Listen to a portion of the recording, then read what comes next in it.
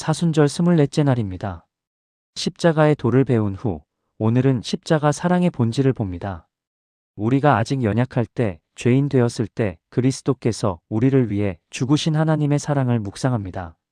사순절 24일차 오늘의 말씀은 로마서 5장 6절부터 11절까지입니다. 우리가 아직 연약할 때에 기약대로 그리스도께서 경건하지 않은 자를 위하여 죽으셨도다. 의인을 위하여 죽는 자가 쉽지 않고 선인을 위하여 용감히 죽는 자가 혹 있거니와. 우리가 아직 죄인 되었을 때에 그리스도께서 우리를 위하여 죽으심으로 하나님께서 우리에 대한 자기의 사랑을 확증하셨느니라. 그러면 이제 우리가 그의 피로 말미암아 의롭다 하심을 받았으니 더욱 그로 말미암아 진노하심에서 구원을 받을 것이니 곧 우리가 원수 되었을 때에 그의 아들의 죽으심으로 말미암아 하나님과 화목하게 되었은즉 화목하게 된 자로서는 더욱 그의 살아나심으로 말미암아 구원을 받을 것이니라. 그뿐 아니라 이제 우리로 화목하게 하신 우리 주 예수 그리스도로 말미암아 하나님 안에서 또한 즐거워하느니라. 우리가 아직 연약할 때에 기약대로 그리스도께서 경건하지 않은 자를 위하여 죽으셨도다. 아직 연약할 때에 헬라어로 에티아스데논 온톤 헤몬입니다. 아직은 시간을 나타냅니다. 우리가 강해지기를 기다리지 않으셨습니다. 우리가 나아지기를 기다리지 않으셨습니다. 바로 그때 우리가 연약한 바로 그 순간에 그리스도께서 죽으셨습니다. 연약할 헬라어로 아스데네스인데 힘없는, 무능한, 병든을 의미합니다. 영적으로 무력한 상태입니다. 스스로를 구원할 수 없고 하나님께 나아갈 수도 없으며 죄를 이길 힘도 없는 상태입니다. 기약대로 하나님의 정하신 때입니다. 갈라디아서 4장 4절은 때가 참에 하나님이 그 아들을 보내사라고 했습니다. 우연이 아니라 하나님의 완벽한 타이밍이었습니다. 경건하지 않은 자를 위하여 헬라어로 휘페르 아세본입니다. 경건하지 않은은 아세베스인데 하나님을 경외하지 않는, 불경건한, 불신앙한을 뜻합니다. 단순히 연약한 것을 넘어 적극적으로 하나님을 거역하는 상태입니다. 이것이 복음의 놀라움입니다. 그리스도께서 죽으신 대상이 누구입니까? 의인입니까? 선인입니까? 경건한 자입니까? 아닙니다. 연약하고 경건하지 않은 자, 바로 우리입니다. 7절은 인간의 사랑과 대조합니다. 의인을 위하여 죽는 자가 쉽지 않고 선인을 위하여 용감히 죽는 자가 혹 있거니와. 인간의 사랑에도 한계가 있습니다. 누군가를 위해 목숨을 바치는 것은 매우 드문 일입니다. 설령 있다 하더라도 그것은 의인, 즉 가치 있는 사람, 선인, 즉 좋은 사람을 위한 것입니다. 부모가 자녀를 위해, 친구가 친구를 위해, 영웅이 나라를 위해 목숨을 바칠 수 있습니다. 역사에는 그런 감동적인 이야기들이 있습니다. 하지만 이것도 대상이 가치 있고 좋을 때입니다. 의인을 위하여 죽는 자가 쉽지 않고 완전히 의로운 사람을 위해서도 죽기가 어렵습니다. 선인을 위하여 용감히 죽는 자가 혹 있거니와 마이너스 특별히 좋은 사람, 은혜를 베푼 사람을 위해서라면 용기를 내어 죽을 수도 있습니다. 하지만 이것도 예외적입니다. 그렇다면 원수를 위해, 악한 사람을 위해, 자기를 해친 사람을 위해 죽는 사람이 있습니까? 거의 없습니다. 인간의 사랑은 여기까지입니다. 8절은 복음의 핵심입니다. 우리가 아직 죄인 되었을 때에 그리스도께서 우리를 위하여 죽으심으로 하나님께서 우리에 대한 자기의 사랑을 확증하셨느니라. 아직 죄인 되었을 때에 다시 아직입니다. 우리가 회개하기 전, 우리가 변하기 전, 우리가 선해지기 전, 바로 그때 우리가 여전히 죄인이었을 때, 죄인 헬라어로 하마르톨론입니다.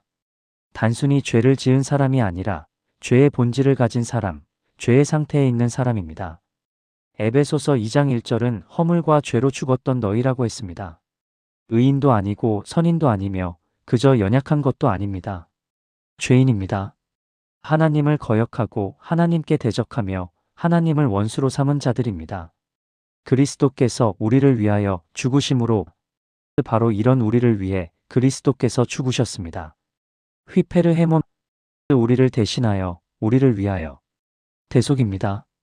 우리가 받아야 할 형벌을 그리스도께서 받으셨습니다. 하나님께서 우리에 대한 자기의 사랑을 확증하셨느니라. 확증하다는 헬라어로 슈니스테신인데 증명하다, 입증하다, 보여주다는 뜻입니다. 하나님의 사랑은 말로만 선포된 것이 아닙니다. 십자가에서 확실하게 증명되었습니다. 요한일서 4장 10절은 사랑은 여기 있으니 우리가 하나님을 사랑한 것이 아니요 하나님이 우리를 사랑하사 우리 죄를 속하기 위하여 화목 제물로 그 아들을 보내셨음이라고 했습니다. 9절은 현재와 미래를 연결합니다.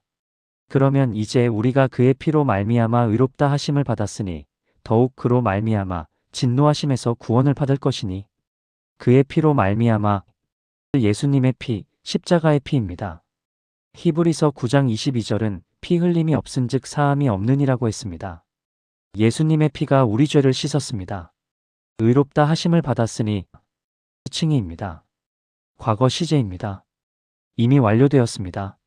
우리가 의로워서가 아니라 그리스도의 의가 우리에게 전가되어 하나님께서 우리를 의롭다고 선언하셨습니다. 더욱 그로 말미암아 진노하심에서 구원을 받을 것이니 논리적 추론입니다.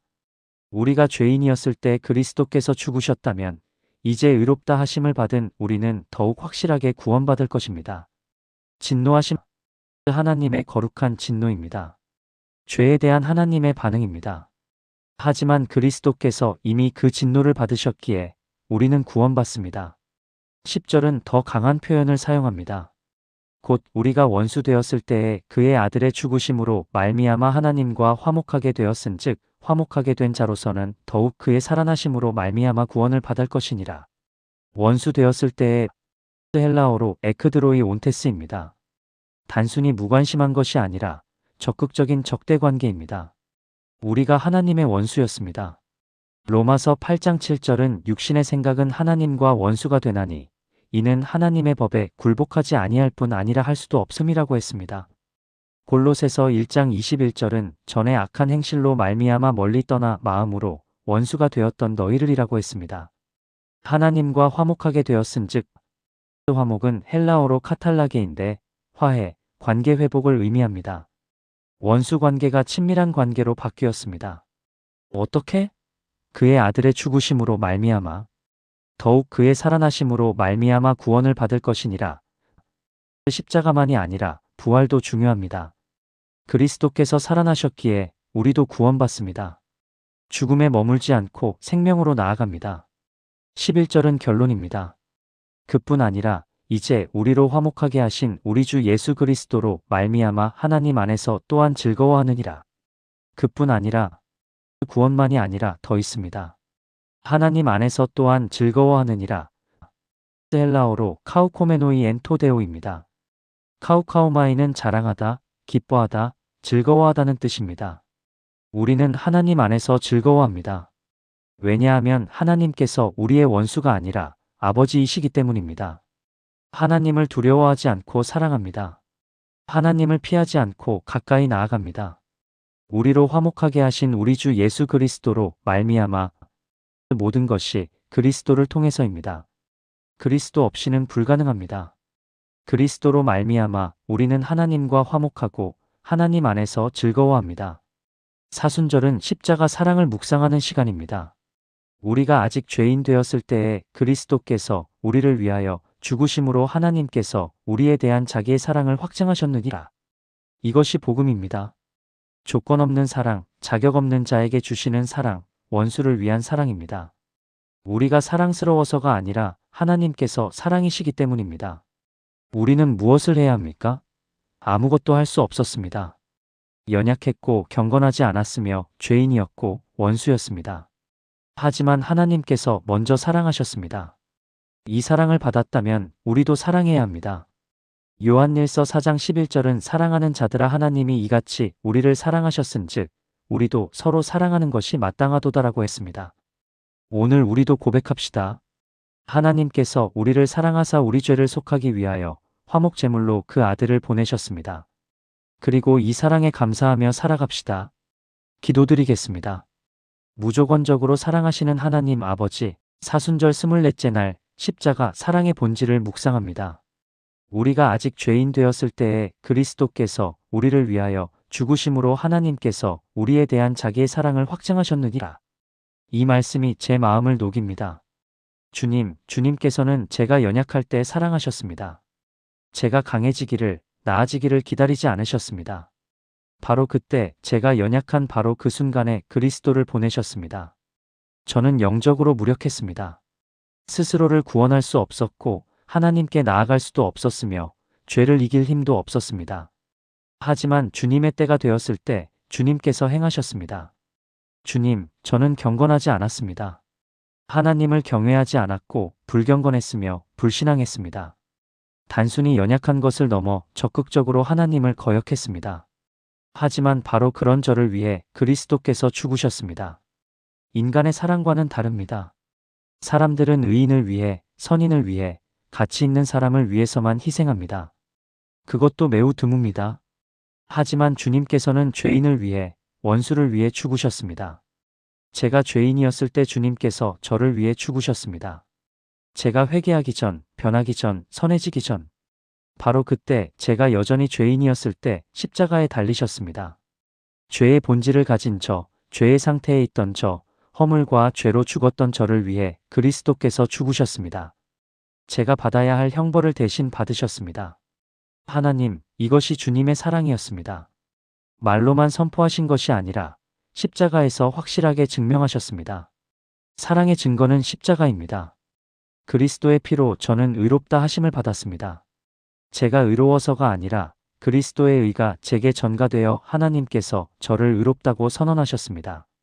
제가 죄인이었을 때 그리스도께서 죽으셨다면 이제 의롭다 하심을 받은 저는 더욱 확실하게 구원받을 것입니다. 진노하심에서 구원받고 영원한 생명을 얻습니다. 저는 하나님의 원수였습니다. 단순히 무관심한 것이 아니라 적극적인 적대 관계였습니다. 육신의 생각으로 하나님과 원수가 되었고 악한 행실로 멀리 떠나 마음으로 원수가 되었습니다. 하지만 그리스도의 죽으심으로 하나님과 화목하게 되었습니다.